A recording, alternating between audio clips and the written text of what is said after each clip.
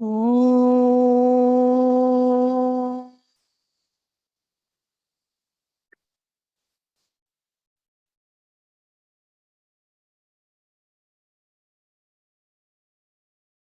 ॐ ॐ सहना भवतु सहनौ भुनक्तु सह वीर्यं कर्वावहै तेजस्विनावधीतमस्तु मा विद्विषावहै।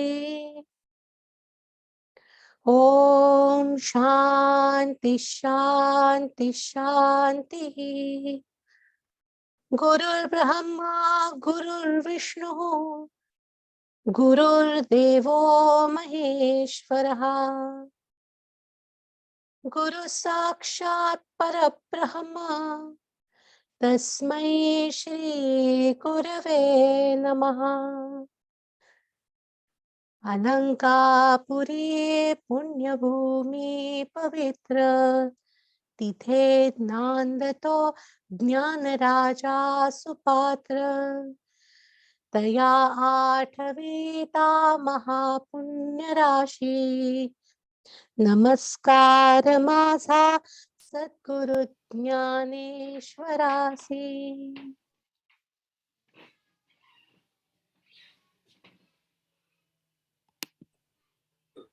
नमस्कार मंडळी. आपण मागचे 2 दिवस आपण छान गीता जयंतीचा कार्यक्रम केला आणि त्याला अनुसरून जे हे असतं गीता ध्यान त्या दिवशी नंदिनी सर्वदैवनी म्हटलं होतं. त्याच्यानंतर शेवटचा श्लोक जो असतो तो माधवीने ध्यान म्हणून समर्प केला होता आपला. आपण थीम घेतलं होतं उद्धरेत आत्मनात्मानं. तर आपला उद्धार आपणच करायचा असतो हे सूत्र आपण ठेवलं. मागच्या वेळी एकूण 10 जण बोलले, पण मला वाटतं की ज्ञानेश्वरी जशी फुलत जाते तसे ते आपोआप फुलत गेलं आणि त्यावरच्या तुमच्या प्रतिक्रिया विचारांची देवाणघेवाण मला खरंच खूप आनंद झाला सगळं पाहून. आणि नुसतं असं नव्हतं की मी बडबड करायचे तुम्ही ऐकायचं किंवा प्रवचन आणि आत्मसात करणं वगैरे, त्याच्यामध्ये खूप फरक आहे. आणि तुमच्या बोलण्यावरून मला असं जाणवलं की हा फरक आपण कमी करतोय म्हणून. म्हणजे पहिल्यांदा आपण पाहिलं की वृंदानी मुक्तिधर्म आणि स्वधर्माई यातला फरक सांगितला. नंतर ज्ञानेश्वरीतल्या छोट्या छोट्या उपमा मला ते नेहमी आवडतं की भ्रमरे परागून येतो. इतकी छोटी साधी हळूवार कल्पना आहे. तर सृष्टी नियमांना धक्का न लागू देता जगायला शिकवतात ते ज्ञानेश्वर महाराज आणि ते वंदनाने खूप छान सोप्या भाषेत सांगितलं होतं. नंतर विजय संजीव पुरे यांच्याबद्दल बऱ्याच प्रतिक्रिया आल्या आणि खरंच गीतेतील तत्वज्ञान आयुष्यात उतरवायचं असेल तर असा दृष्टिकोन पाहिजे. म्हणजे काय आपण जे काय शिकतोय ते आपल्याला आपल्या आयुष्यात त्याचं आचरण करता आलं पाहिजे. आणि त्यानंतर आपण पाहिलं अध्यायपाठ, ग्रंथगाठी, मिठाचा बाण म्हणजे मला वाटतं अमृत, ज्योत्स्ना आणि विनोद एकेका विषयावर बोलून गेले होते. आणि नंतर मग 12व्या अध्यायाबद्दल अंजलीने सांगितलं. तर मुक्ताबाईचा उल्लेख जयाने केला होता. नंतर माझी मैत्रीण रंजन आणि शशी देशमुख यांनी आम्ही आश्रमात कशी गीता म्हणतो ते म्हणून दाखवलं आणि सगळं कसं आपोआप जोडून आल्यासारखं झालं. नंतर मंगळवारच्या वक्त्यांपैकी आपण पाहिलं की गीता ध्यानाचा अर्थ काय हे संध्या पेंडसे यांनी लिहून काढलं होतं आणि नंतर राजीवनी वाचून दाखवलं आपल्याला. आणि नंतर ज्योतीचा जो कार्यक्रम होता तिने तिचा प्रार्थनेतला प्रोग्रेस जो सांगितला तो खरंच खूप छान सांगितला. नंतर मग आपण पाहिलं अशोकची भीष्मस्तुती आणि शोभाताईंची पंचसूत्री. त्या दोन्ही गोष्टी मला माहिती नव्हत्या, नवीन होत्या, तर त्याबद्दल धन्यवाद. आशा गोरे यांनी मुक्ताबाईची कल्पना घेऊन आपण कसं आपलं आयुष्य आपलं माणूस म्हणून आपण एक नातं कसं जोडतो एखाद्याशी ते मला फार आवडलं. खूप मनाला भेटली ती कल्पना. त्यानंतर नीताने थोडक्यात सांगितलं आपल्याला नित्ययज्ञ म्हणजे आपण प्राण्यांची काळजी घेतो वगैरे अशा प्रकारे छान सांगितलं. तर नीता हे पण तुला सांगायचं की भाषा महत्वाची असते खरी. मला तर भाषेचं फार प्रेम आहे, विशेषतः मराठी आपण जे शिकतोय आता त्याचं तर मला अतिशय प्रेम आहे. पण तत्वज्ञान हे त्याच्या पलीकडचं असतं आणि आपल्याला तिथपर्यंत जायचंय, हे आपण सगळ्यांनी लक्षात ठेवायचंय. तर या आय होप मी कुणाला सोडलं नाही. आय होप सगळ्या वक्त्यांचे मनापासून अभिनंदन करते आणि आपण असंही करूया की असा कार्यक्रम पुन्हा एकदा करायला काही हरकत नाही. फक्त आत्ता जे बोलले त्यांच्याऐवजी जे बोलले नाहीत त्यांना बोलावं लागणार आहे. तर पुन्हा कधीतरी आपण नक्की असा कार्यक्रम करूया. आता मागचा जो कार्यक्रम झाला ना त्याच्यात अशोक विद्वांसनी भीष्मस्तुतीबद्दल बोलले, तर त्यांना एखादा मिनिट काहीतरी त्याच्याबद्दल बोलायचं आहे. तर अशोक विद्वांस. हा, आणि दुसरी गोष्ट म्हणजे मी सहसा फक्त पहिल्या नावाने सगळ्यांना बोलवते, पण मला वाटतं तुम्ही सगळ्यांनी जर का आपल्या कॅलेंडरवरती नावं घालून घेतली तर आपल्याला ते पण थोडं सोपं जाईल लक्षात ठेवायला. आणि दुसरं म्हणजे आपण तो आता ग्रुप तयार करतोय त्याच्यासाठी मला सगळ्यांच्या ईमेल आयडी लागणार आहे. म्हणजे मग आपण सगळ्यांना त्याच्यावर ऍड करूया. म्हणजे मग तुम्हाला तिथे काय काय घालायचं ते गोश्वारा घालायचं आहे किंवा आत्ता परवाचं गीता जयंतीचं घालायचं आहे ते सगळ्यांना घालता येईल. तर अशोक विद्वांस बोला, तुम्हाला काहीतरी सांगायचं होतं ना, तुम्ही म्यूटवर आहात. ओके.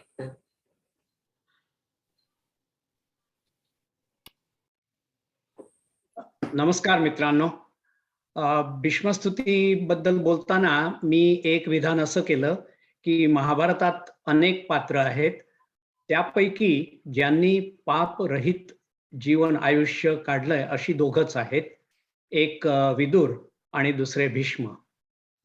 आणि मग आपला प्रोग्राम संपला. मग मला डॉक्टर प्रकाश लोथ यांनी फोन केला आणि त्यांनी मला सांगितलं की अशोक, अलका आणि आम्ही दोघंही तुझ्याशी सहमत नाही आहोत या शेवटच्या विधानाबद्दल, की भीष्मांचं आयुष्य आहे हे निष्पाप होतं.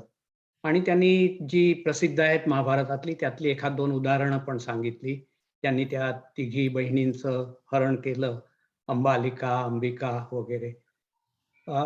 आणि मला पटलं की यस, भीष्म अगदीच निष्पाप नव्हते. त्यामुळे एक मला ते सांगायचं होतं.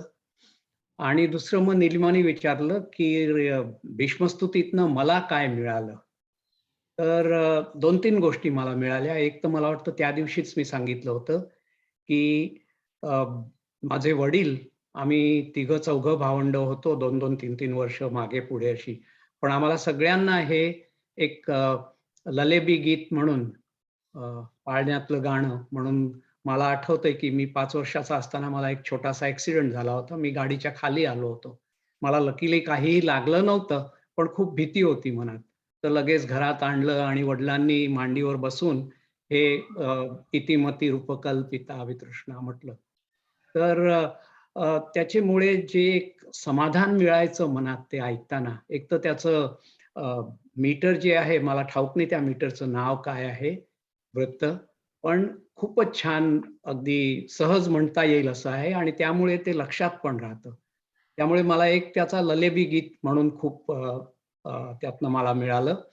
दुसरं म्हणजे त्याच्यामुळे मला संस्कृत पोएट्री याची एक आवड झाली आणि संस्कृत व्हॉकॅब्युलरी, या दोन्ही गोष्टी. मग मी बरेच श्लोक वगैरे तोंडपाठ केले आणि पण त्या रीतीने पण, आणि त्याच्यामुळे माझ्या लक्षात आलं की संस्कृत चांगलं शिकलं तर आपोआपच मराठी, गुजराती, हिंदी या सगळ्या भाषा ज्या संस्कृतमधनं आलेल्या आहेत त्या सगळ्यांवरती आपलं प्रभुत्व खूप छान होतं.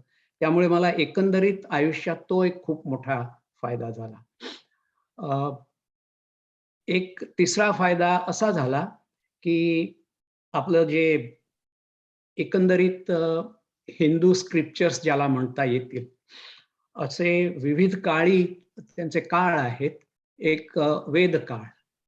तर वेदांचा अभ्यास केला तर एक लक्षात येतं की वेद लिहिणाऱ्यांच्या मनात सुख ही एकच कल्पना होती. परम सुख, त्याला त्यांनी स्वर्ग अशी कल्पना दिली. पण त्यांनी मोक्षाचा विचार नव्हता केला. त्यांनी विशेष आत्म्याबद्दल किंवा आत्मा मुक्त कसा होतो याबद्दल ते विशेष गेलेले नाहीयेत वेदकालीन ऋषी. ते आपल्याला उपनिषदांनी दिलं.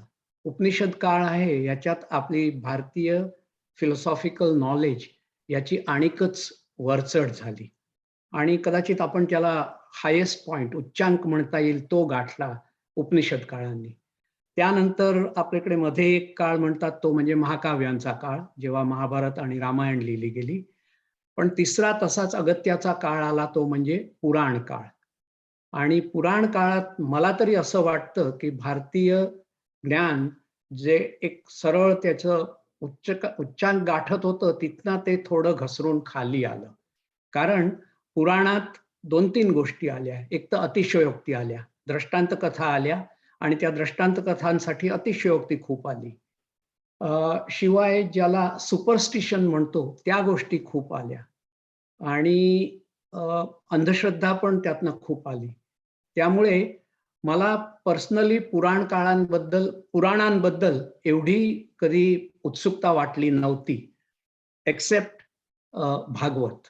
मला हे इतिमती रूपकल्पिता भीष्मस्तुती वाचल्यामुळे मला भागवत बद्दल ओढ झाली आणि मी भागवत ग्रंथ वाचला. मी तर त्याचा मूळ ग्रंथ वाचला नाहीये, त्याचं एक गुजराती माझ्याजवळ स्क्रिप्ट आहे, 2 भाग आहेत, त्याचे 2 व्हॉल्यूम्स, ती वाचली मी. त्याच्यात सुद्धा मी ज्या म्हटल्या त्या गोष्टी आहेतच. पण एकंदरीत आपण भागवत याचा पुराण किंवा धर्मग्रंथ असा विचार न करता जर साहित्य या दृष्टीने त्याला वाचलं तर खूप छान ते पुस्तक आहे. तर मला इतिमती रूपकल्पमुळे हे भागवताची ओळख झाली. हे मला मुख्य म्हणजे त्यातनं मिळालेले फायदे आहेत. नमस्कार. थँक्यू.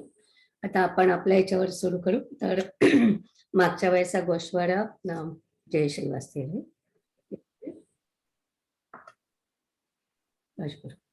नमस्कार. ऐकू येतोय आवाज? नमस्कार. मागील 2 सेशन्समध्ये गीता जयंती उत्तमरित्या साजरी केल्यानंतर आता आपण परत ज्ञानेश्वरीकडे वळूया. हा गोषवारा दिनांक 13 डिसेंबरचा आहे. अध्याय 9 श्लोक 34 आणि अध्याय 10 ची सुरुवात. प्रथम निलिमाताईंनी ओवी 438 वरील प्रश्नाचे उत्तर देऊन शंका निरसन केले. प्रश्न होता की ओवीत पाप असे का म्हटले आहे? भक्तिहीन माणसे पापी असतील का? याचं स्पष्टीकरण निलिमाताईंनी असे दिले की भक्ती नाश पावत नाही. मूळ दोष ओवीत दोष हा शब्द आहे, तेव्हा पाप हा अर्थ न घेता दोष असा घ्यावा. गजेंद्र मोक्षाच्या कथेत राक्षसाने हत्तीचा जन्म घेतला तरीही भक्ती तशीच राहिली आणि त्याला अंतिम मोक्ष मिळाला. ज्ञानेश्वरीतील 9000 ओव्यातील काही ओव्या शुद्धीकरणात नाहीशा झाल्या, त्यामुळे हे क्लिअर नाहीये. तसेच अभक्त म्हणजे भक्तिहीन असा अर्थ नव्हे, असे भागवत पुराणात म्हटले आहे. आता अध्याय 9 श्लोक 34 कडे वळूया.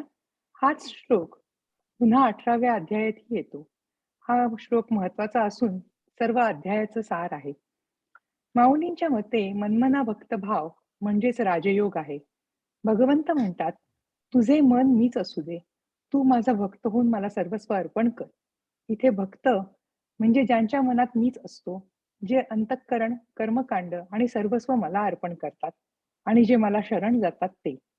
अशा भक्तांनाच ब्रह्मज्ञान प्राप्त होते, तेच राजगुह्य असते. तेव्हा तू मला सर्वस्व अर्पण करून माझ्या योगाने संपन्न झालास की तू मद्रूप होशील. 34व्या श्लोकाच्या शेवटी म्हणूनही विभूतीचा ठाव असे म्हटले आहे. तेच पुढील अध्यायात विभूतीबद्दल भगवंत आपल्याला सांगणार आहेत.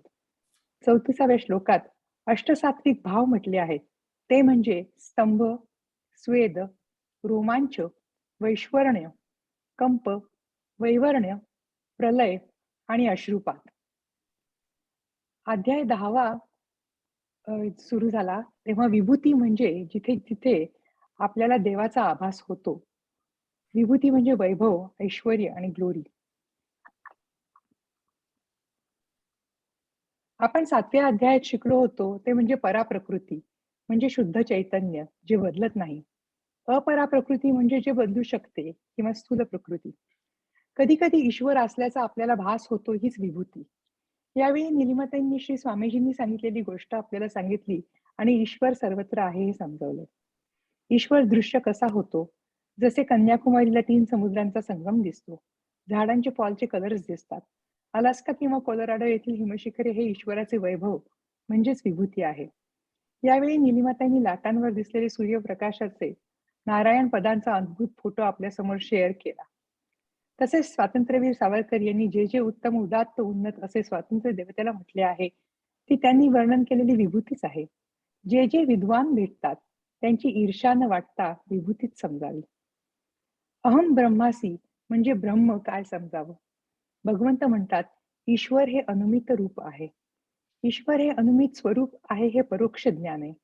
विश्वातील ईश्वर रूप गुण जेव्हा दिसतात तेव्हा ब्रह्म समजायला मदत होते. हाच ईश्वर माझ्यात आहे, तेच शुद्ध चैतन्य माझ्यात आहे. सर्व प्राण्यातील ज्ञान, विद्या, विकार, बीजरूप कृष्णच आहे.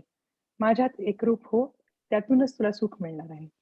भगवंतांनी सर्वांच्या अंतर्यामी असणाऱ्या आत्म्यापासून सुरुवात करून अर्जुनाला 75 विभूती सांगितल्या.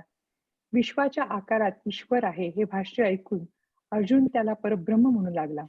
विभूती अगणित आहेत. जिथे ईश्वराचा साक्षात्कार होईल तिथे विभूती आहे.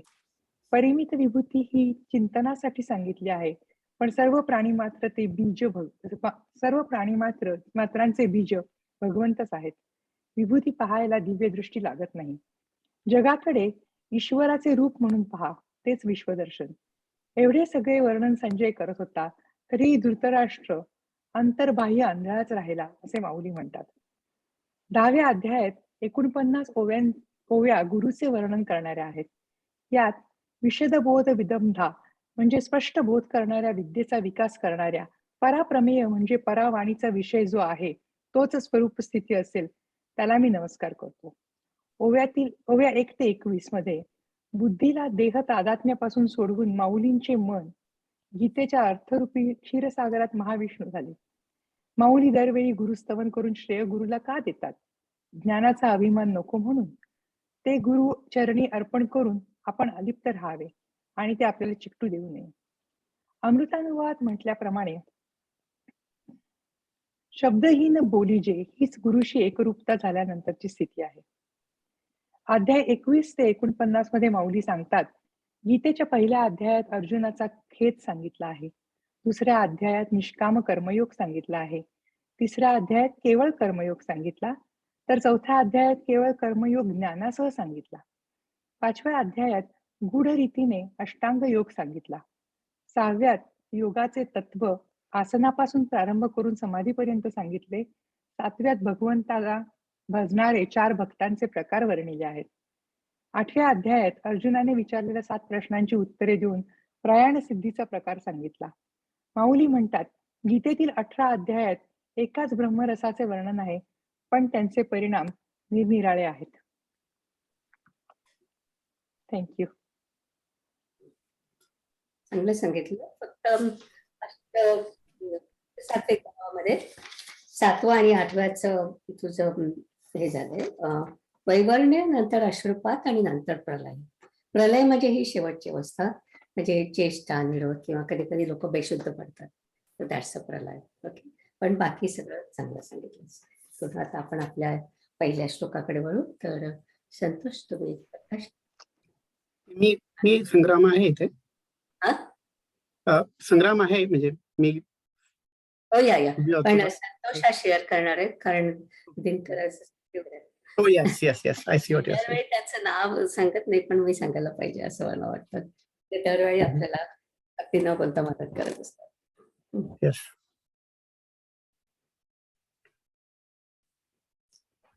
संतोष शेअर मी बघतोय शेअर करलं. एकच second. Okay.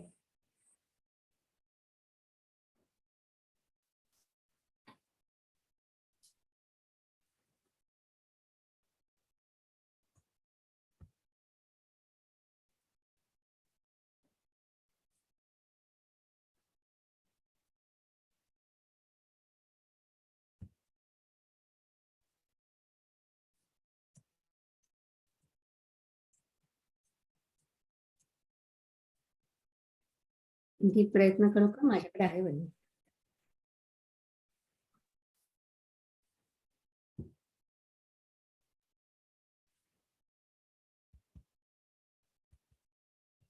For some reason माझी ती विंडो दाखवत नाहीये ह्याची ओपन केलेली ती बघतो काय होत नाही. Okay, let me try.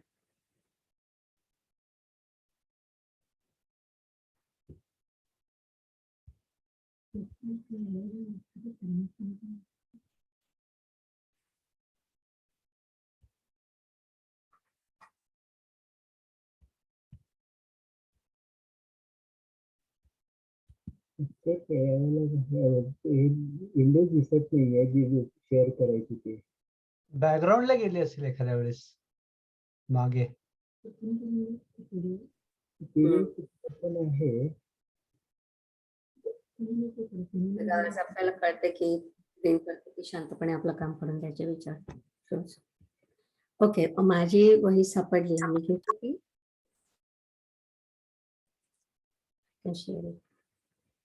पण मला शेअरची परमिशन आहे ना हा, परमिशन दिली आहे सगळ्यांना, पण हा माझं उघडलंय तर एक मिनिट.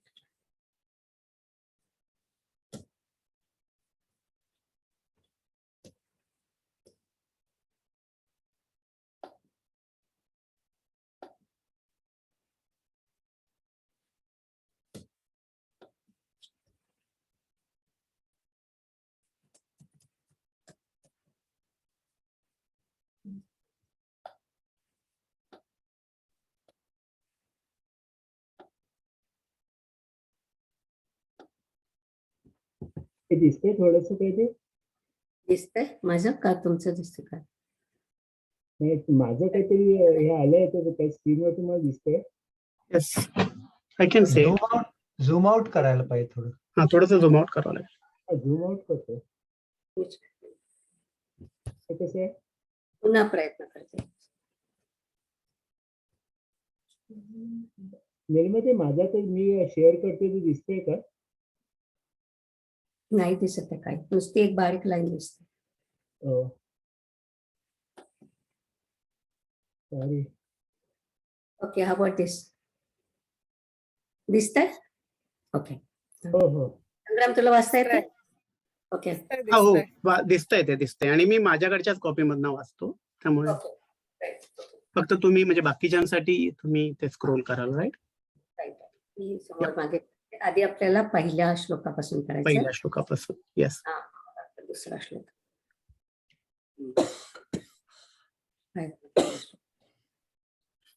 एनिवे, तुम्ही पहिल्यापासून सुरू करा, मग आपण तिथे येऊ. मागचं पान असेल बहुतेक ते. चालेल, मग मी सुरू करू का पहिल्या श्लोकापासून? सुरू करा. श्री भगवान उवाच भूय एव महाबाहो शृणु मे परमं वचः यत्तेऽहं प्रीयमाणाय वश्यामि हितकाम्यया. श्रीकृष्ण म्हणाले, हे महाबाहो, माझ्या भाषणाने संतोष पावणाऱ्या तुला तुझ्या हिताच्या इच्छेने जे मी आणखी देखील सांगत आहे ते माझे श्रेष्ठ भाषण ऐक. आम्ही पूर्वी जे व्याख्यान केले त्यामुळे तुझे लक्ष किती आहे हेच आजमावून पाहिले. त्यात ते अपुरे नाही तर चांगले पूर्ण आहे असे आढळून आले. ज्याप्रमाणे घागरीत थोडेसे पाणी घालावे व ते गळाले नाही तर आणखी जास्त भरावे, त्याप्रमाणे तू ऐकावे म्हणून सांगितले तेव्हा तुला आणखी ऐकावे असेच वाटू लागले. एखाद्या अकस्मात आलेल्या मनुष्यावर आपले सर्वस्व सोपवावे व तो प्रामाणिक आहे असे आढळून आले तर त्यालाच खजिनदार करावा. त्याप्रमाणे आम्ही तुला सांगितलेले तू लक्षपूर्वक ऐकतोस अशी आमची खात्री झाल्यामुळे तू आता आमचे राहण्याचे ठिकाण झाला आहेस. याप्रमाणे सर्वांचे प्रभू जे श्रीकृष्ण ते अर्जुनाला एवढ्या योग्यतेचा पाहून त्याच्या बरोबर प्रेमाने बोलावयास लागले. ज्याप्रमाणे डोंगर पाहून मेघांची दाट फळी येते त्याप्रमाणे मोठ्या प्रेमभराने कृपाळूंचे राजे श्रीकृष्ण म्हणाले, अरे अजानुबाहू अर्जुना, ऐक, सांगितलेलाच मतलब आम्ही पुन्हा सांगतो. प्रत्येक वर्षाला शेताची पेरणी करावी आणि जर ते पिकेल तर त्याची मशागत करण्याचा कंटाळा करू नये, कारण त्यामुळे पिकाची निष्पत्ती अधिकाधिक झालेली दिसते. ज्या सोन्याला वारंवार क्षाराची पुटे दिली असता त्याचा कस अधिकाधिक वाढत जातो. अर्जुना, ते सोने शुद्ध करावेसेच वाटते. अर्जुना, त्याप्रमाणे येथेही आहे. या सांगण्यात तुझ्यावर मुळीच उपकाराचे ओझे नाही, कारण आम्ही आमच्या स्वार्थासाठी बोलत आहोत आणि मुलाला दागिने घालतात, पण ते मूल त्याप्रमाणे दागिन्यांना जाणते काय? दागिन्यांची मुलाला आलेल्या शोभेचा आनंद आईने आपल्या दृष्टीने भोगावयाचा असतो. त्याप्रमाणे तुझे सर्व हित जसजसे तुला समजेल तसा आमचा आनंद दुप्पट होतो, अशी वस्तुस्थिती आहे. आता हे अलंकारिक बोलणे राहू दे. तुझ्यावर माझे उघड प्रेम म्हणून तुझ्याशी बोलताना तृप्तीचा शेवट होत नाही. म्हणजे तुझ्याशी बोलणे पुरेसे वाटत नाही. आम्हाला एवढ्या करता तेच ते फिरून तुझ्याशी बोलावे लागते. परंतु हे असू दे, तू मनापासून लक्ष दे. तर ऐक मर्मज्ञ अर्जुना, माझे श्रेष्ठ बोलणे ऐक. हे आमचे बोलणे म्हणजे ब्रह्मच अक्षरांचा अंगरखा घालून तुला आलिंगन देण्यास आला आहे. तरी अर्जुना, तू मला खरोखर जाणत नाहीस ना? जर जाणत नसलास तर सांगतो. इथे जो मी तुझ्या पुढे उभा आहे तो दिसतो एवढा मर्यादित नसून मी म्हणजेच विश्वच आहे. आता ओव्या वाचतो. आम्ही मागील जे निरूपण केले ते तुझे अवधानची पाहिले, तव टाचे नवे भले पुरते आहे. घटी थोडेसे उदक घालीचे, तेणे न गळे वरिता भरीचे. तैसा परिसवनी पाहिलासी तव परिसवीचे, ऐसेची होतसे. अवचितयावरी सर्वस्व सांडीचे, सोख तरी तोची भांडारी कीजे. तैसा तू आता माझे निजधाम की. तैसे अर्जुना येऊ ते सर्वेश्वरे, पाहुणी बोलिले आदरे. गिरी देखुनी सुबेरे मेघू जैसा. तैसा कृपाळुवांचा राहो, म्हणे ऐके गा महाबाहो. सांगितलाची अभिप्राहो, सांगेन पुढती. प्रतिवर्षी क्षेत्र पेरीजे, पिके तरी वाहो नुबगीजे. पिकासी निवाडू देखीजे अधिका अधिक. पुढती पुटे देता, जोडे वाणीची अधिकता. ते सोने पांडुसुता शोधूची आवडे. तैसे येत पार्था, तुझा आभार नाही सर्वथा. आम्ही आपुलयाची स्वार्था बोलूनी आहे. अगा बाळका लेवविजे लेणे, त्याप्रमाणे ते काय जाणे. तो सोहळा भोगणे जननी येसी दृष्टी. तैसे तुझे हित आगवे, जवजव का तुझ फावे. तव तव आमुचे सुख डुणावे. ऐसे असे. आता असो हे विकडी, मज उघड तुझी आवडी. म्हणून तृप्तीची सवडी, बोलता न पडे. आम्हा एतुलयाची कारणे, तेची ते तुझशी बोलणे. परी असो हे अंतःकरणे, अवधान दे.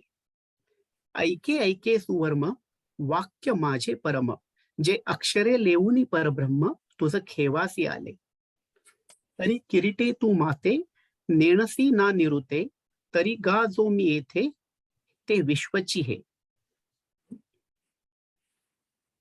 श्लोक दुसरा. नमे विदु सुर. एक मिनिट. तर इथे आपल्याला माऊली सांगतात की मी तुझ्या पुढे उभा आहे, तेवढाच मी नसून मी विश्व आहे. 63वी ओवी होती आपली त्याच्यामध्ये. आणि मग आपल्याला माहिती आहे पुढच्या अध्यायामध्ये आता विश्वरूप दर्शन आहे, तर त्याची ही एक प्रकारची नांदी आहे. विभूती म्हणजे काय, तर जिथे जिथे तुम्हाला परमेश्वराचा आभास होतो, ती पहिली विभूती. आणि मग आता दुसऱ्या श्लोकामध्ये त्यांनी म्हटलंय की नमे विदुहू, ज्यांना माहित नाही आणि कारण मी झालो तेव्हा ते नव्हते, तर माया ही पहिली विभूती आहे. देवांना माहित नाही, कारण प्रत्येक देवाला एक एक शक्ती दिली आहे. ब्रह्मदेव निर्मिती करतो, विष्णू रक्षण करतो वगैरे, आणि त्याच्या पलीकडे त्यांना पूर्णत्वाने काही माहिती नसतं. आणि इथे अर्थातच कृष्ण हा ब्रह्म म्हणून बोलतो आहे. आणि पुढचा श्लोक म्हणजे दुसऱ्या श्लोकात विशेष नाही आहे, पण तिसरा श्लोक मात्र अतिशय इंटरेस्टिंग आहे. तो म्हणजे ते म्हणतात की ब्रह्म हा मटेरियल आणि एसेन्शियल दोन्ही कारण आहेत. मटेरियल म्हणजे तोच निमित्त कारण आहे आणि तोच सामानही तोच आहे. ईश्वर आपल्याला निर्माण करतो. आणि स्वामी चिन्मयानंद हे एकदा भाषण देत होते आणि त्यांनी हे शिकवत होते. आणि त्यांनी सांगितलं की फक्त ईश्वरच आपल्याला निर्माण करतो. तर एका यंग मुलगा होता, त्याने विचारलं की स्वामीजी, मग आपले आई वडील काय करतात? तर जर का ईश्वर आपल्याला निर्माण करतो तर आई वडील काय करतात? मग स्वामीजींनी त्याला सांगितलं की ते आर इन्स्ट्रुमेंट. ते फक्त इन्स्ट्रुमेंटल असतात. ईश्वराने तुम्हाला निर्माण केलंय, तुमच्या आई वडिलांनाही ईश्वरानेच निर्माण केलंय आणि तुमच्या आजी आजोबांनाही तुमच्या ईश्वरानेच निर्माण केलंय. आणि ब्रह्म म्हणाल तर ब्रह्म अनादी आहे, अजन्म आहे.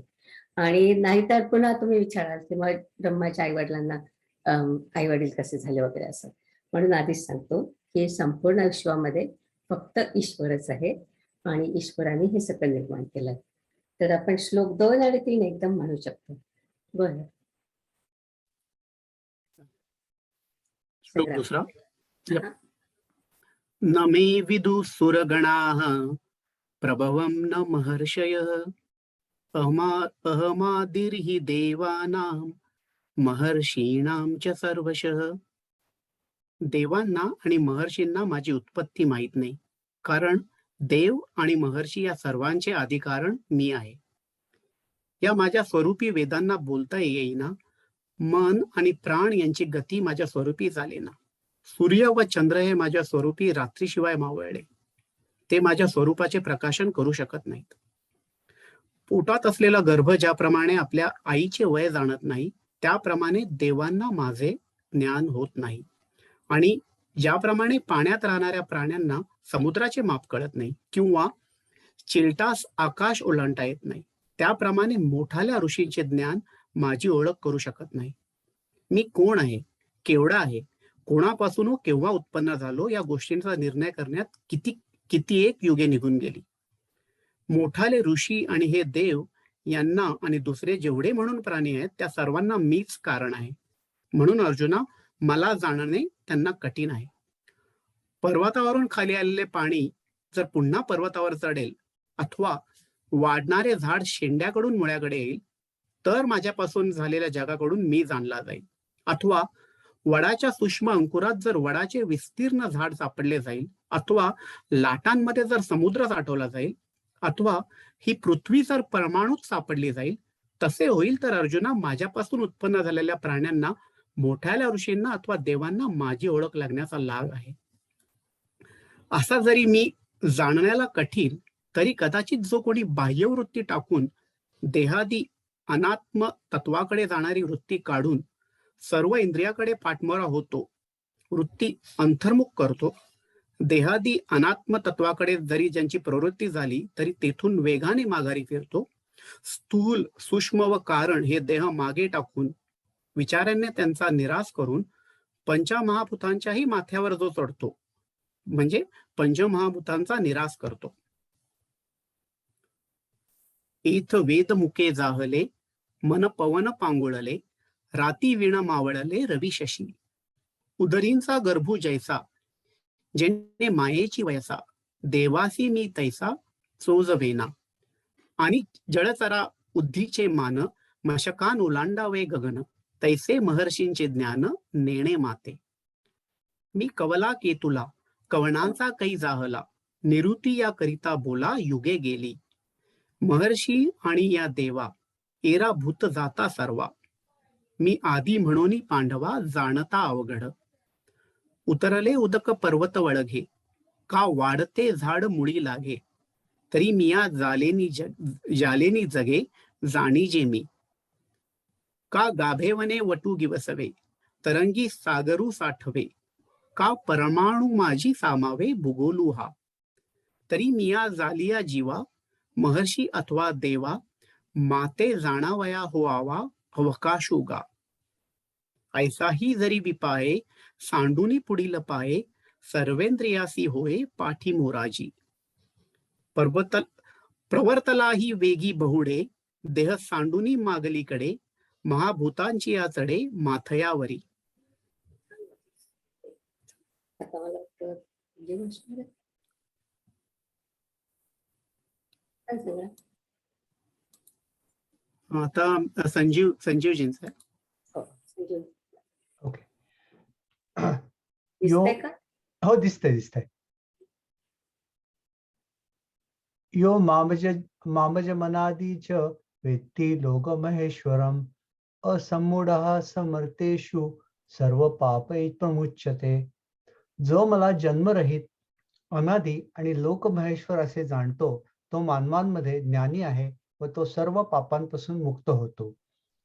याप्रमाणे चांगल्या रीतीने त्या ठिकाणी स्थिर राहून शुद्ध आत्मप्रकाशाच्या योगाने आपल्या डोळ्यांनी प्रत्यक्ष माझे जन्मराहित्य जो जाणतो, मी आरंभाच्या पलीकडील अनादी आहे व सर्व लोकांचा मुख्य ईश्वर आहे, अशा मला जो पुरुष याप्रमाणे जाणतो, तो पुरुष पाषाणांमध्ये परीस जसा श्रेष्ठ किंवा सर्व रसात अमृत जसे श्रेष्ठ, त्याप्रमाणे तो मनुष्याच्या आकाराने आलेला माझा श्रेष्ठ अंश आहे असे समज. तो ज्ञानाची चालती मूर्ती आहे. त्याचे अवयव ते सुखाला फुटलेले अंकुर आहेत, परंतु त्याच्या ठिकाणी दिसणारा माणूसपणा हा लोकांच्या दृष्टीने होणारा भ्रम आहे. अर्जुना, हिरा दिसतं? थोडं वर जायला पाहिजे. हा, अर्जुना, हिरा जर अकस्मात कापरात सापडला व त्यावर जर पाणी पडले तर त्या पाण्याकडून तो विरघळल्याशिवाय भिन्न असा बाहेर निराळा कसा पडणार नाही? तर पडेल, तो कापरासारखा पाण्यात विरघळणार नाही. त्याप्रमाणे मनुष्य प्राण्यात जरी तो शरीरधारी दिसला तरी पण त्याच्या ठिकाणी जन्म मृत्यू आदी करून प्रकृती दोषाची गोष्टही माहीत नसते. त्या पुरुषाला आपोआपच पापे टाकून जातात. ज्याप्रमाणे आग लागलेल्या चंदनाच्या झाडाला वेढा घालून असलेले साप सोडून जातात, त्याप्रमाणे मला जो ओळखतो तो संकल्पाकडून टाकला जातो. तेच मला कसे जाणावे असे जर काही तुझे मन इच्छा करील तर मी असा आहे व हे माझ्यापासून झालेले निराळे पदार्थ असे आहेत ते ऐक. ते माझे विकार भिन्न भिन्न प्राण्यांमध्ये त्यांच्या त्यांच्या प्रकृतीसारखे बनून संपूर्ण त्रैलोक्यात पसरले आहेत.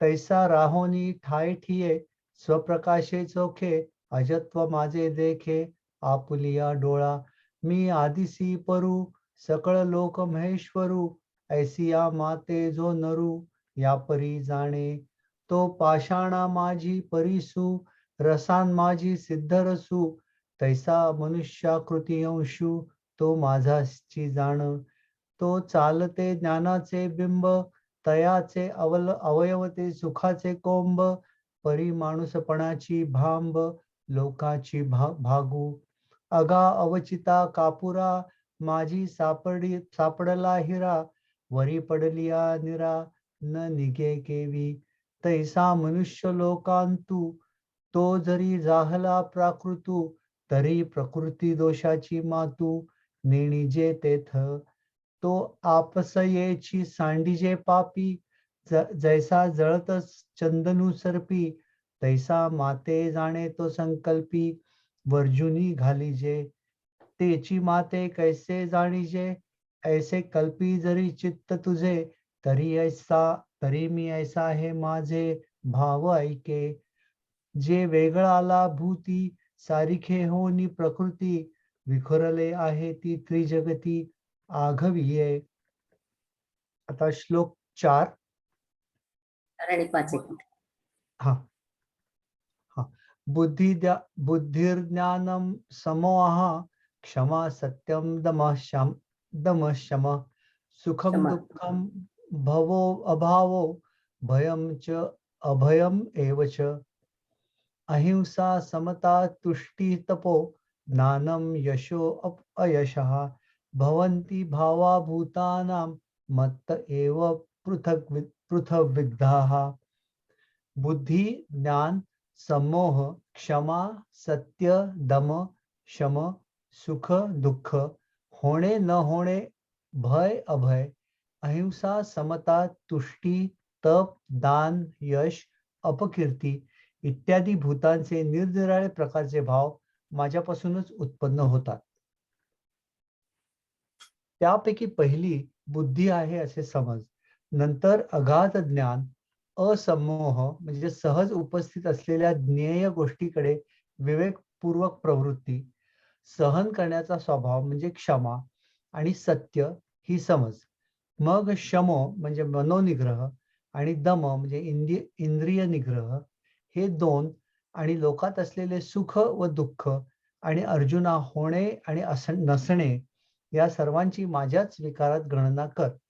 आता अर्जुना, भय आणि निर्भयपणा, अहिंसा आणि समबुद्धी ही माझीच रूपे आहेत असे तू जाण. दान, यश, दुष्कीर्ती हे जे विकार सर्व ठिकाणी राहतात ते माझ्यापासून प्राण्यांच्या ठिकाणी उत्पन्न होतात. जशी भूते वेगवेगळ्याली आहेत तसेच हे भाव वेगवेगळ्याले आहेत असे समज. त्यापैकी कित्येक भाव माझ्या ज्ञानात उत्पन्न होतात व कित्येक मला जाणत नाहीत, म्हणजे माझ्या अज्ञानात उत्पन्न होतात. अरे अर्जुना, प्रकाश आणि अंधार हे परस्पर विरुद्ध स्वभावाचे असूनही ते ज्याप्रमाणे एका सूर्यापासूनच निर्माण होतात, सूर्याच्या उदयात प्रकाश दिसतो आणि सूर्याच्या अस्ताबरोबर अंधार होतो, आणि माझे जे ज्ञान होणे अथवा माझे जे अज्ञान असणे हे प्राण्यांच्या दैवाचे कर्तव्य आहे. म्हणून त्याप्रमाणे प्राणीमात्रांच्या ठिकाणी कमी जास्त प्रमाणात त्या विकारात व्हावे लागते. याप्रमाणे माझ्या विकारात ही संपूर्ण जीवनसृष्टी सापडली आहे असे अर्जुना समज. आता या सृष्टीचे पालन करणारे आणि ज्यांच्या ताब्यात सर्व लोक वागतात ते आणखी 11 भाव तुला सांगेन. ओव्या.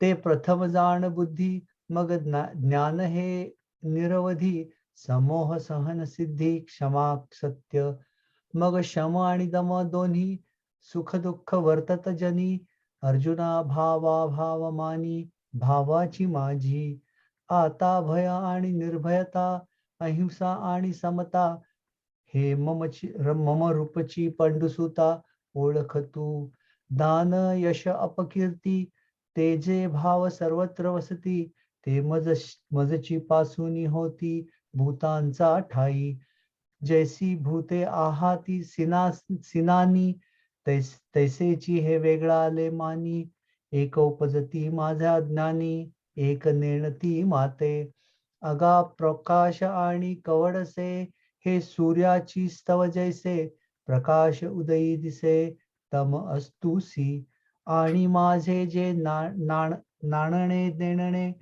ते तव भूताची या दैवाचे करणे, म्हणून भूती भावाचे होणे विषम पडे. या परी माझा भावी, हे जीवसृष्टी आहे आघवी, गुंतली ऐसे जाणावी पंडू कुमरा, आता ये सृष्टीचे पालक, तया अधीन वर्तती लोक, ते 11 भाव आणिक सांगीन तुझ. श्लोक 6. महर्षयाः सप्तपूर्वे च चत्वारो मनवस्तथा, मद्भावा मानसा जाता, येषां लोक इमाः प्रजाः. प्राचीन कश्यपादी 7 महर्षी तसेच 4 स्वयंभू आदी मनु, हे माझे भाव माझ्या मनापासून उत्पन्न झाले. ही सर्व प्रजा यांची सृष्टी आहे. आता 1 मिनिट थांबा इथे, कारण मी याच्याबद्दल थोडस बोलणार आहे. हा थोडासा अवघड आहे.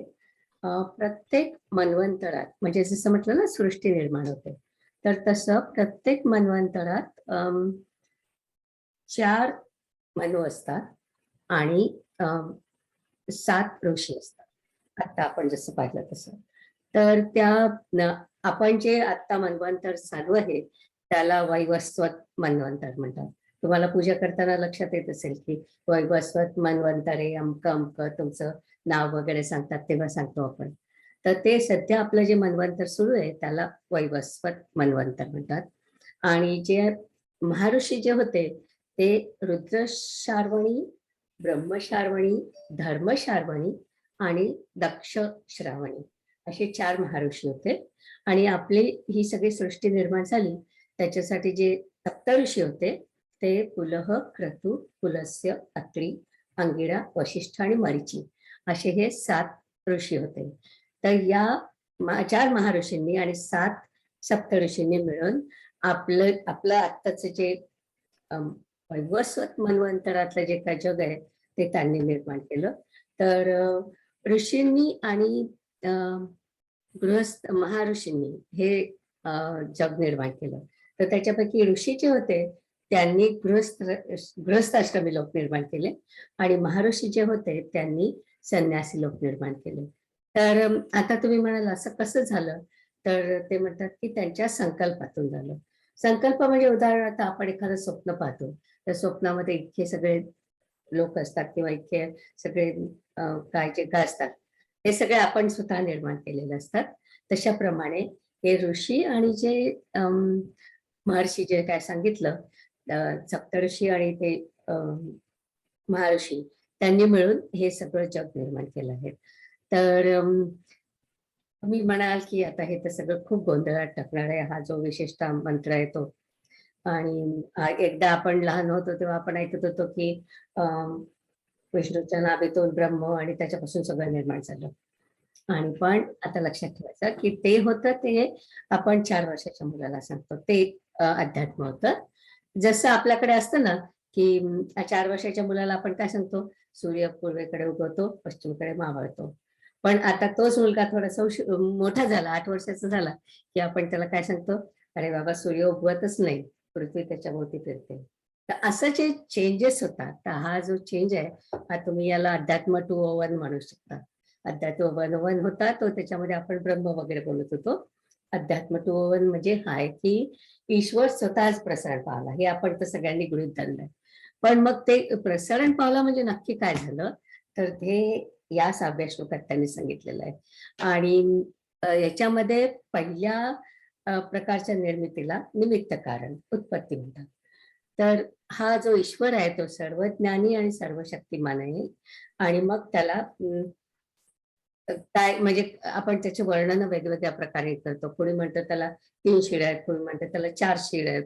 जसं ब्रह्माचं वर्णन करतात की त्याला सगळीकडे 4 आहेत त्याला शिड. तर अशा प्रकारे किंवा सहस्त्र शीर्षापर्यंत.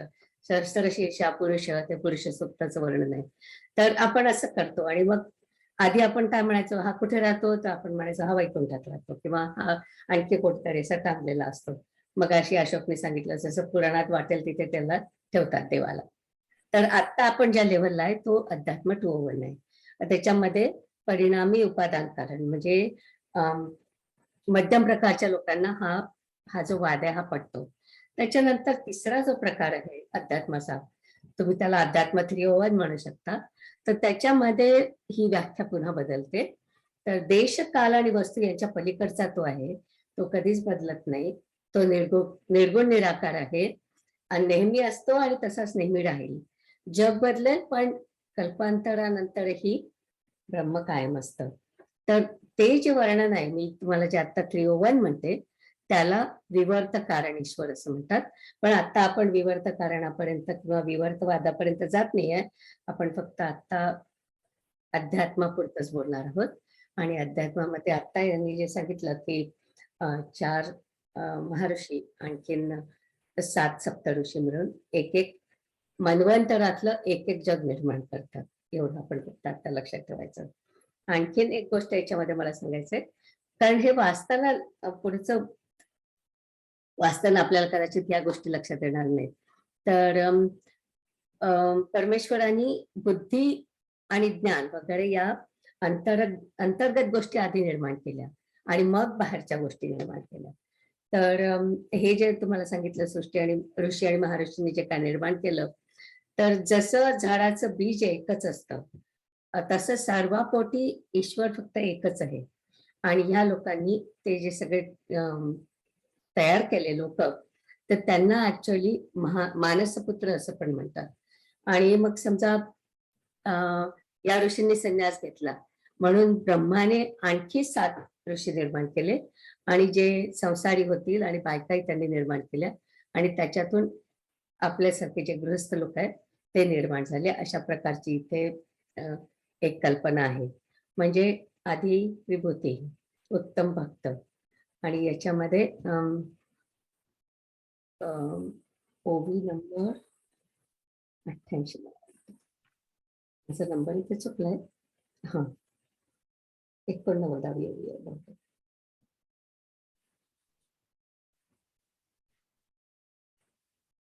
ती ओवी आली की मी तुम्हाला सांगते की त्या ओवीमध्ये त्यांनी सांगितलं की भक्तीची व्याख्या त्यांनी दिली आहे की भक्ती म्हणजे प्रेम, आदर आणि कृतज्ञता हे सगळं मिळून भक्ती तयार होते. तर भक्तीची ही जी व्याख्या आहे ही पण मला वाटतं महत्वाची आहे. तर आता आपण वाचूया, अर्थ वाचूया. मी थोडं पुढे करीत.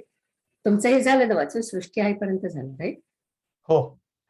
आता पुढचं आता वाचूया. ओव्यांचा अर्थ आणि ओव्या. ओव्यांचा अर्थ आणि ओव्यांचा हा. correct. तरी अर्जुना, सर्व गुणांनी श्रेष्ठ मोठ्या मोठ्या ऋषींमध्ये प्रसिद्ध असलेले ज्ञाते जे कश्यपादी 7 ऋषी 14 मनूंपैकी स्वयंभू आदी करून मुख्य मूळ जे 4 मनू तेही आणखी सांगितले जातील. अगा अर्जुना, सृष्टीची घडामोड चालवावी म्हणून वर सांगितल्याप्रमाणे हे 11 जण माझ्या मनापासून उत्पन्न झाले. ज्यावेळी स्वर्गादी लोकांची काही व्यवस्था लागली नव्हती व या त्रैलोक्याचा काही मांडलेला नव्हता आणि महाभूतांचे समुदाय उपयोगात आले नव्हते, त्याच वेळी हे कश्यपादी 11 जण उत्पन्न झाले. मग त्या 11 जणांनी इंद्रादी 8 लोकपालांना, दिशांच्या स्वामींना उत्पन्न केले व त्यांना त्या दिशांचे स्वामी नेमून ठेवले व त्या लोकपालांनी नाना प्रकारचे लोक उत्पन्न केले. म्हणून वर सांगितलेले महर्षी इत्यादिक हे 11 राजे आहेत व बाकीचे लोकपालादिक हे त्यांची प्रजा आहेत. असा हा माझा विस्तार आहे असं समज. अर्जुना पहा, प्रथम फक्त एक बीज असते, मग त्यालाच अंकुर फुटल्यावर ते बुंदा होते व बुंद्यापासून फांद्यांचे अंकुर निघतात. पहा, त्या फांद्यापासून पुढे लहान मोठ्या शाखा पसरतात व त्या फांद्यांपासून कोवळी कोवळी पाने व पालवी व पाने फुटतात. पालवीपासून फळ व फूल उत्पन्न होते. याप्रमाणे सर्व झाड तयार होते. विचार करून पाहिले तर ते झाड म्हणजे केवळ बीज आहे. इथे मला तुकाराम महाराजांचा अभंग आठवलाय, आधी बीज ऐकले. म्हणा. कोणता अभंग म्हणताय म्हणा? नाही, तो आधी नाही का, आधी बीज ऐकले, हे सिमिलर वाटलं मला. त्याप्रमाणे आठवण झाली एकदम त्याची. त्याप्रमाणे प्रथम मी एकटाच मी होतो. मग ते मी त्या मनाला उत्पन्न करते झाले आणि त्या मनापासून कश्यपादी 7 ऋषी आणि स्वयंभू आदी 4 मनू उत्पन्न झाले. त्यांनी म्हणजे इंद्र, अग्नी, यम, वरुण, नैऋत्ती, वायू, कुबेर व ईशान असे हे लोकपाल उत्पन्न केले. त्या लोकपालांनी अनेक प्रकारच्या स्वर्गादी लोकांची रचना केली व त्या लोकांपासून ही सर्व प्रजा उत्पन्न झाली. याप्रमाणे हे दिसत असलेले विश्व खरोखर माझ्यापासूनच निर्माण झाले नाही का? परंतु हा सर्व माझाच विस्तार आहे, अशा दृष्टीने जो पाहेल त्याला पटेल. तरी आघवांची गुणी वृद्ध जे महर्षी माझे प्रबुद्ध, कश्यपादी प्रसिद्ध सप्तऋषी आणि काही सांगिततील जे 14 आतील स्वयंभू मुख्य मुदल 4 मनू, ऐसे हे 11 माझ्या मनी जाहले धनुर्धरा, सृष्टीची या व्यापारा लागोनिया. जे लोकांची ये व्यवस्था न पडे, जे या त्रिभुवनाचे काही न मांडे, ते महाभूतांचे दळवाडे अचुंबित असे. जैची जे जाहले इही लोकपाळ केले, अध्यक्ष रचुनी ठेविले इही जन. म्हणून या 11 हे राजा, मग येर लोक यांची या प्रजा, ऐसा हा विस्तारू माझा ओळख तू. पाहे आरंभी बीज एकले, मग तेही विरुढलिया बुड जाहाले. बुडी कोंब निघाले खांदियांचे, खांदियापासून अनेका पसरलिया शाखोपशाखा. शाखा स्तव देखा पल्लव पाने, पल्लवी फूल फळ, एवं वृक्षत्व जाहले सकळ. ते निर्धारिता केवळ बीजची ते, ऐसे मी एकची पहिले. मग मी ते मनाते व्याले, तेथ सप्तऋषी जाहाले आणि 4 मनू इही लोकपाळ केले. लोकपाळी विविध लोक सजिले लोकांपासिनी निपजले प्रजा जात ऐसेनी हे विश्व येथे मीची प्रसवलाना निरुते परिभावाचे निहाते माने जया. मला आणखी म्हणायचं? निलिमा बोला. तो बोला. तो अभंग तो अभंग काहीतरी असा आहे. आधी बीज एकले बीज अंकुरले रोप वाढले हा. एका बीजा पोटी तरु कोटी कोटी जन्म घेसी परी अनंती ब्रह्म एकले व्यापुनी जगता तूही अनंता बहुविध रूपे घेसी परी अनंती बीज एकले. छान आहे अगदी तो सरळ अभंग. म्हणजे समश्लोकी असा अभंग वाटतो तो. आणि त्याची चाल अशी आहे. आधी बीज एकले बीज अंकुरले रोप वाढले एका बीजा पोटी कोटी कोटी सुमने फळे नाही आठवत येतात, पाठ नाही माझ्या, सॉरी. छान म्हटलं. छान म्हटलं. हा. आता पुढचं कोण वाचतंय? मी असतो. संतोष. हा सुरू करू. हो. एतां विभूति योगं च मम यो वेत्ति तत्त्वतः तो विकम्पेन योगेन युज्यते नात्र संशयः. हा माझा विस्तार विभूती व अभेद योग जो पूर्णपणे जाणतो तो माझ्या अखंड अशा महा अभेद योगाने युक्त होतो, याविषयी संदेह नाही.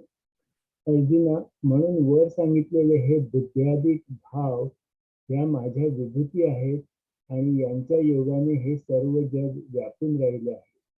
म्हणून अर्जुना, याप्रमाणे ब्रह्मदेवापासून प्रारंभ करून शेवटी मुंगीपर्यंत माझ्या वाचून दुसरी गोष्टच नाही.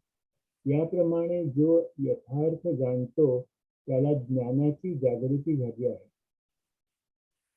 जरा वरती करता. हो, ठीक आहे. म्हणून त्याला उत्तम व मध्यम या भेदाचे स्वप्न पडेल काय? नाही. मी आणि माझ्या विभूती व विभूतींनी व्यापलेले प्राणी हे सर्व एकच आहे असे ऐक्याच्या प्रतीतीने जो जाणतो, म्हणून अशा या संशयरहित महायोगाने ऐक्य भावनेने जो खरोखर कृतार्थ झाला आहे त्यात शंका घेण्याचे कारण नाही. कारण की अर्जुना, अशा अभेद दृष्टीने जो मला भजतो त्याच्या भजनाच्या छंदात माझा प्रवेश आहे.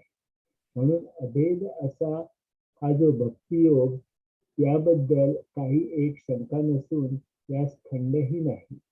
शिवाय याचे आचरण करीत असता त्यात जरी थोडा बहुत व्यत्यय आला तरी त्यापासून चांगलेच फळ प्राप्त होते.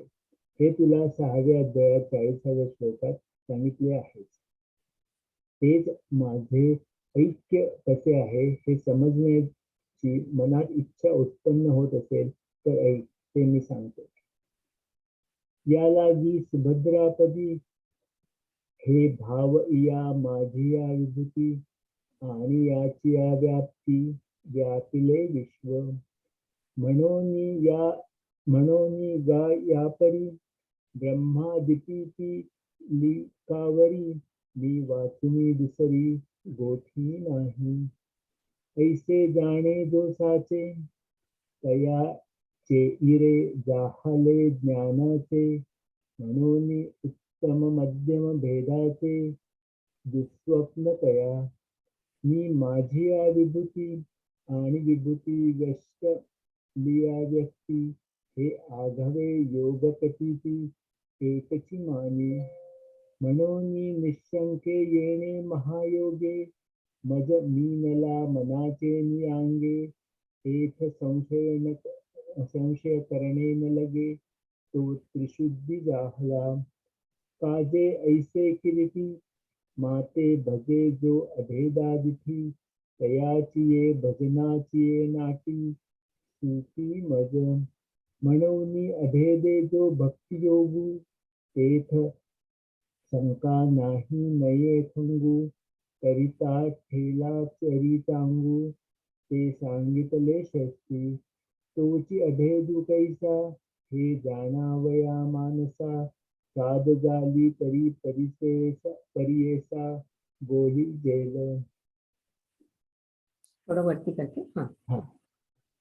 अहम सर्वस्य प्रभवो मत्त सर्व प्रवर्तते इति मत्वा भजन्ते मां बुधा भाव समन्विताः. मी सर्वांचे आदिकारण आहे, माझ्यापासून सर्व विश्वाची उत्पत्ती होते असे जाणून प्रेमाने युक्त होऊन ज्ञानी माझी भक्ती करतात. तरी अर्जुना, या सर्व जगाला मीच जन्म देणारा आहे आणि या सर्वांची स्थिती माझ्यापासूनच आहे. लाटांच्या अनेक परंपरांचा जन्म अर्जुना पाण्यातच होतो व लाटांना आश्रय पाणीच असते व त्यांचे असणे पाण्यावरच अवलंबून आहे. याप्रमाणे पहा, सर्व स्थितीत या लाटांना ज्याप्रमाणे एक पाणीच आहे त्याप्रमाणे माझ्याशिवाय या सर्व विश्वात दुसरे असे काही नाही. याप्रमाणे मी व्यापक आहे असे समजून ते मला वाटेल तसे बसतात, परंतु हे त्यांचे भजन खरोखरच्या निर्माण झालेल्या अशा प्रेम भावनेने केलेले असते. वारा जसा आकाशरूप होऊन आकाशातच वावरतो तसे देवकाळ वर्तमान हे सर्व माझ्या स्वरूपाशी एकरूप आहेत असे समजून ते वागतात. अशा माझ्या ज्ञानाने युक्त असलेले ते आत्मज्ञानी आहेत. ते मी जो जगद्रूप त्या मला अंतःकरणात साठवून त्रैलोक्यात सुखाने क्रीडा व्यवहार करीत असतात. जो प्राणी दिसेल तो प्रत्यक्ष परमात्मा आहे असे समजावे. हा माझा भक्तियोग आहे असे निश्चित समज. तरी मीची एक सर्वा या जगात जन्म पांडवा आणि मदची पासूनी आघवा निर्वाहो यांचा. कल्लोळ माळा अनेगा जन्म जळीचे पैगा आणि तया जळची आश्रयो तरंगा जीवनही जळ. ऐसे आघवांची ठाई तया जळची जेवी पाही तैसा मी वाचुनी नाही विश्वी ये. ऐसिया व्यापका माते मानुनी जे भजती भलतेथे तरी साचोकारे उदिते प्रेम भावे. देशकाळ वर्तमान आघवे मजसी करुणी अभिन्न जैसा वायू होऊनी गगन गगनीची विचरे. ऐसे मी जे निजज्ञानी खेळत सुखे त्रिभुवनी जगद्रूपामनी साठवुनी माते. जे जे भेटे भूत ते ते मानिजे भगवंत हा भक्तियोग निश्चित जाण माझा. एक मिनिट थांबायचे. आता हे जे आहे, जे जे भेटे भूत ते ते मानिजे भगवंत, ही खूप महत्वाची ओवी आहे. कारण की त्याच्यावरूनच आपण समजतो की जिथे जिथे परमेश्वर आहे, म्हणजे जिथे जिथे काहीही काय म्हणायचं जिवंत वस्तू आहे, हे सगळं परमेश्वरच आहे. जे जे जाणीचे भूत जे जे भेटे भूत ते ते मानिजे भगवंत. तर ती या याच्यातली महत्वाची ओवी आहे. जाऊया पुढे.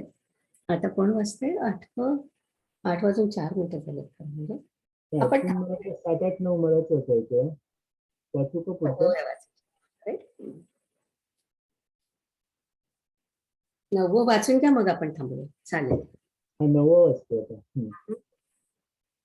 मच्चिता मद्गतप्राणा बोधयन्त परस्परं कथयन्तश्च मां नित्यं तुष्यन्ति च रमन्ति च.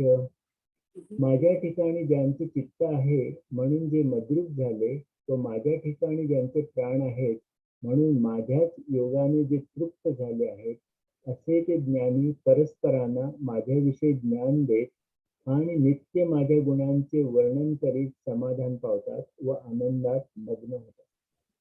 अंतःकरणाने ते माझे स्वरूप बनून त्यांचे प्राण माझ्याच स्वरूपानुभावाने तृप्त झालेले असतात व अशा स्थितीत बोधाच्या भुलीमुळे जन्म मरणाला विसरतात. मग त्या ज्ञानाच्या मदाने प्रश्नोत्तर रूप चर्चेच्या आनंदात प्रेमाने नाचतात. आता ते एकमेकास ज्ञानच देतात व घेतात. ज्याप्रमाणे जवळ असणारी दोन तळी उसळली असता त्यांचे पाणी उचलून एकमेकात मिसळते, अशा स्थितीत लाटात लाटांचीच घरे होतात.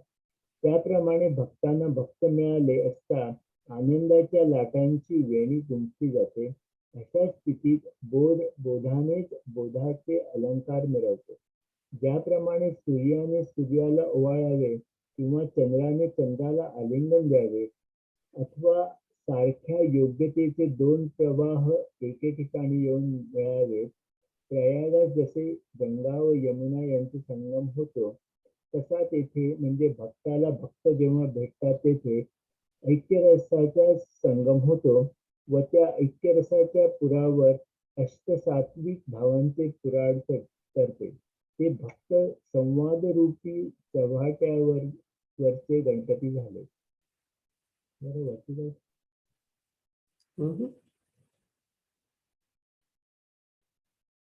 तेव्हा त्या ब्रह्मसुखाच्या उत्कर्षाने ते देहरूप गावाबाहेर पळून देऊन देहतादात्म्य टाकून माझे सुख मिळाल्यामुळे प्राप्त झालेल्या तृप्तीच्या उद्गाराने गर्जना कराव्यास लागतात.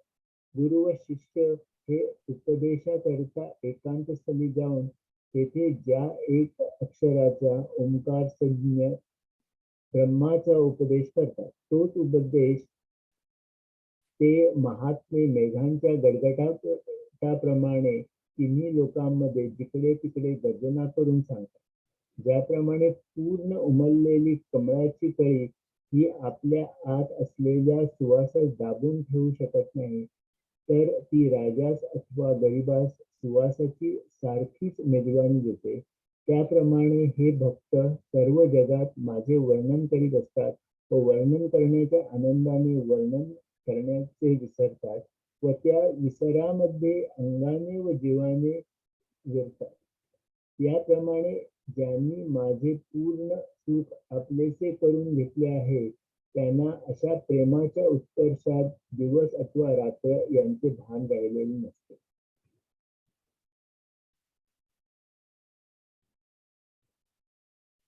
चित्ते मीची जाहले जाहले मियांची प्राणी झाले, जीवो मरो विसरले बोधाचिया भूली. मग तया बोधाचे निमाजे नाचती संवाद सुखाची भोजे. आता एकमेका घेते बीजे बोधची वरी. जैसी जवळिकेची सरोवरे उचंबळलिया कालवती परस्परे. मग तरंगासी धवळणारे तरंगची होती. तैसी येरांची ये मिळणी पडत आनंद कल्लोळांची वेणी. तेथ बोध बोधाची लेणी बोधेची मिरवी. जैसे सूर्ये सूर्याते गोवाळीले की चंद्रे चंद्रम्या क्षेम दिधले. नातरी सरिसेनी पाडे मीनले दोन्ही ओघ. तैसे प्रयाग होत सामरस्याचे वरी वोसाण करत सात्विकाचे. ते संवाद चतुष्पथींचे गणेश जाहले. तेव्हा तया महासुखाचे निभरे धावोनी देहाचिया चिये गावाबाहेरे. मिया झाले तेने उद्गारे लागती गाजो. काही गुरु शिष्यांची एकांती जे अक्षरा एकाची वदंती. ते मेघाचिया परी त्रिजगती गर्जती सैन्य. जैसी कमळकळिका झाले जैसी कमळकळिका झालेपणे हृदयीचिया मकरंदाते राखो नेणे. दे राया रंका पारणे आमोदाचे. कैसेनी माते विश्वी कथित कथेती तेनी तोषे कथू विसरत. मदतया विसरा माझी व्रत अंगे जीवे ऐसे प्रेमाचे मी बहु वसपणे नाही राती दिवो जाणणे केले माझे सुख अव्यंगवाणे आपण ते या जीसी. थँक्यू. आपण इथे थांबूया आता, कारण की 8 वाजून 10 मिनिटं झाली. तर मी हे स्टॉप शेअर करते. थँक्यू. छान वाजता सगळ्यांनी. संध्या. नमस्कार. आता विश्वात्मके देवे येणे वाग्यज्ञे तोषावे तोषोनी मजत्यावे पसाय दानहे जे खळांची व्यंकटी सांडो तया सत्कर्मी रती वाढो भूता परस्परे पडो मैत्र जीवाचे दुरितांचे तिमिर जावो विश्वस्वधर्म सूर्ये पाहो जो जे वांछील तो ते लाहो प्राणी जात वर्षत सकळ मंगळी ईश्वर निष्ठांची मांदियाळी अनवरत भूमंडळी भेट तू भूता चला कल्पतरूंचे आरव चेतना चिंतामणींचे गाव बोलते जे अर्णव पियुषाचे चंद्रमे जे अलांछन मार्तंड जे तापहीन ते सर्वाही सदा सज्जन सोय रे होतू किंबहुना सर्व सुखी पूर्ण हो नितीही लोकी भजिसो आदि पुरुखी अखंडित आणि ग्रंथोपजीविये विशेषी लोकीये दृष्टा दृष्ट विजये हुआवेजी येथ म्हणे श्री विश्वेश्वरावो हा होईल दान पसावो येणे वरे ज्ञान देवो सुखिया झाला. ओम पूर्णमदः पूर्णमिदं पूर्णात् पूर्णमुदच्यते पूर्णस्य पूर्णमादाय पूर्णमेवावशिष्यते. ओम शांति शांति शांति.